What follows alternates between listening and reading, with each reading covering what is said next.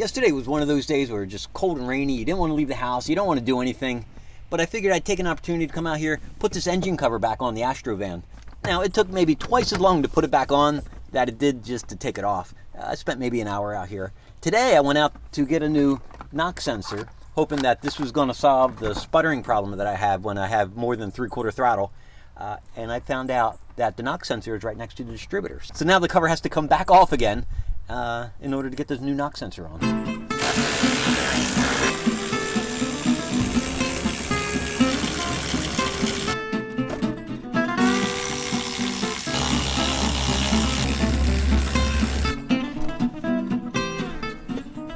So with the engine cover off, we have easy access to distributor cap, and right down here is the knock sensor that is coming out. So we can pull that off, and with the hex, let me grab a ratchet and we'll pop that off. So here is the old knock sensor I just pulled off. This little guy detects ping and detonation in the engine.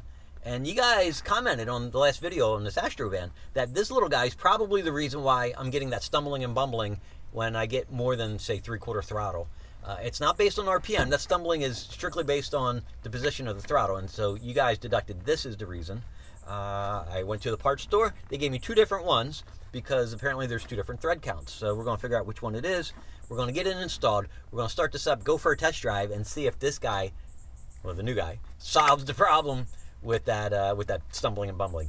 Now, I don't want to just start throwing parts at this, but it certainly makes sense what you're saying about the knock sensor being the reason. I also still want to replace the fuel filter and possibly the fuel pump, but I want to go more deductive with this first and do simple stuff first like this and the fuel filter before I start moving on to the fuel pump.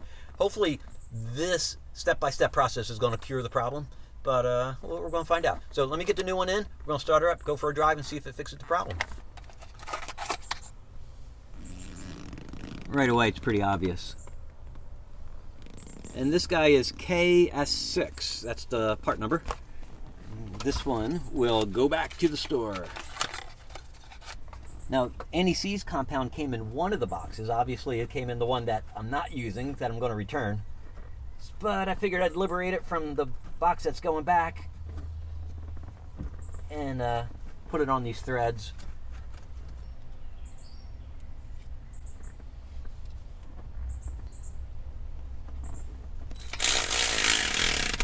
That right there may have been the easiest, simplest repair I've ever done on any car at any time.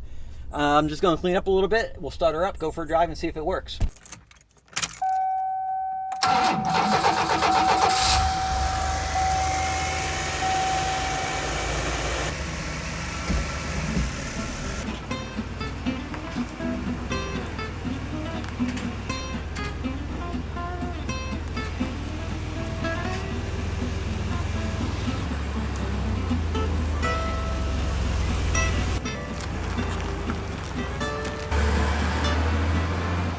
Tell you what, man, I enjoy being behind the wheel of this thing.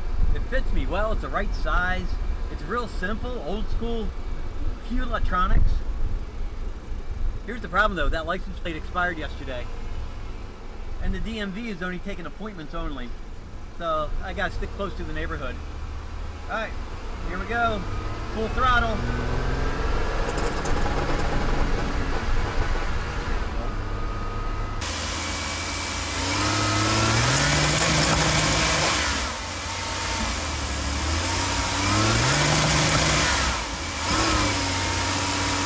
Try it again.